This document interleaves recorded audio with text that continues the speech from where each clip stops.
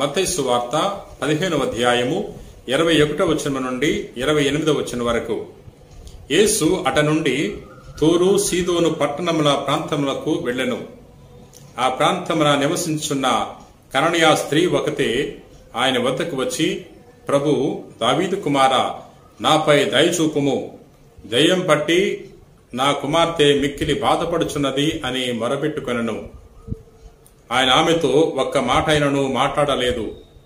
అప్పుడు ఆయన శిష్యులు సమీపించి, ఈమె మన వెంటబడి అరుచుచున్నది, ఈమెను పంపివేయుడు అనిరి. నేను ఇజ్రాయేల్ వంశమున చెదరిపోయిన గొర్రెల కొరకు మాత్రమే పంపబడితని అని ఆయన సమాధానమిచ్చెను. ఆయనను ఆమె వచ్చి ఆయన పాదములపై పడి, ప్రభు, నాకు సహాయపడము అని ప్రార్థించెను. బిడ్డల రొట్టెలను కుక్క పిల్లలకు వేయ తగదు అని ఆయన సమాధానమిచ్చెను. అందుకామె, అది నిజమే ప్రభు, కాని తమ యజమాని భోజనపు బల్ల నుండి క్రింద పడిన రొట్టె ముక్కలను కుక్క పిల్లలు తినును కదా అని బదులు పలికెను. యేసు ఇది విని, అమ్మా, నీ విశ్వాసము గొప్పది, నీ కోరిక నెరవేరునుగాక అనెను. ఆ క్షణముననే ఆమె కుమార్తె స్వస్థత పొందెను. ప్రభు నందు ప్రియ సహోదరి సహోదరులారా, నేటి సువార్తలో కననీయ స్త్రీ విశ్వాసం గురించి ధ్యానం చేసుకుంటున్నాం. ఈమె ప్రభు చెంతకొచ్చి తన కుమార్తె కొరకు ప్రార్థించింది.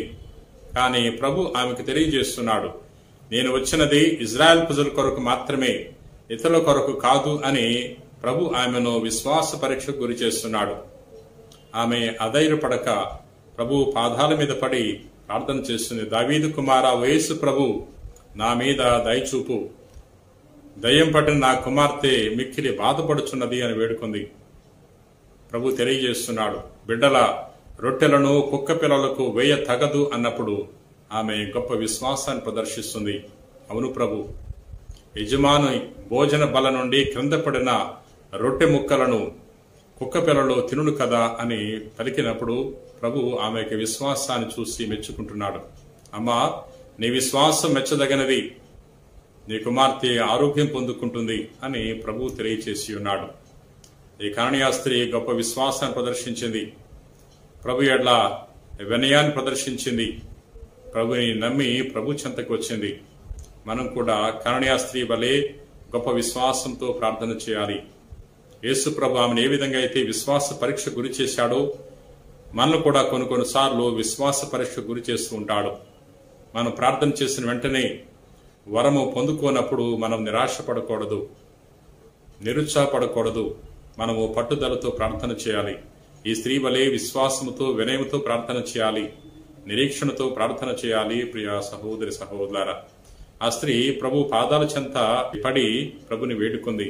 మనం కూడా ప్రభు పాదాల చెంతకు వెళ్లి ప్రభుని విన్నవించుకోవాలి. ప్రియ సహోదరి సహోదరులారా, శతాధిపతి ఎంతో వినయముతో ప్రభుని వేడుకున్నాడు. ప్రభు, నీవు నా గృహంలో ప్రవేశించటానికి నేను యోగ్యుడిని కాను, నీవు ఒక మాట పలికితే నా సేవకుడు స్వస్థుడవుతాడు అని తెలియచేశాడు. ప్రభు అతని యొక్క విశ్వాసాన్ని మెచ్చుకున్నాడు. ప్రియా మిత్రులారా, శతాధిపతి ద్వారా ప్రభు తన సేవకునికి ఆరోగ్యాన్ని ప్రసాదించి ఉన్నాడు. కుష్ఠరోగి ఒకడు ప్రభు ముందుకు వచ్చి సవినయముగా నమస్కరించి ప్రభుని ప్రార్థన చేస్తున్నాడు.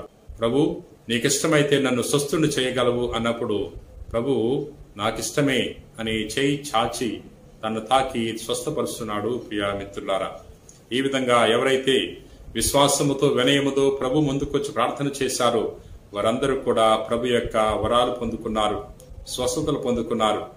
మనం కూడా దేవుని యొక్క అనుగ్రహానికి పాత్రలవ్వాలంటే ఇటువంటి వినయాన్ని విశ్వాసాన్ని కనపరచాలి. ప్రియా మిత్రులారా, ప్రార్థన చేసుకుందాం. ప్రేమ కలిగిన ప్రభువా, దయగిన సర్వేశ్వర, నేడు సువార్తలో కననీయ స్త్రీ విశ్వాసం గురించి ధ్యానం చేసుకున్నాం. కననీయ స్త్రీ ఎంతో విశ్వాసాన్ని వినయాన్ని ప్రదర్శించింది. ప్రభువా, మేము కూడా అదే రీతిలో విశ్వాసముతో వినయముతో ప్రార్థన చేసే గొప్ప వాక్యాన్ని దయచేయండి. ఈ రోజున ఎవరెవరైతే ఈ వాక్యాన్ని ఆలకించి ప్రార్థన చేయుచున్నారో అటువంటి వారందరినీ కూడా నీ వరప్రసాదాలతో నింపమని మా నాథుడైన క్రీస్తు ద్వారా ఈ మనవి చేయుచున్నాం తండ్రి. ఆమెన్.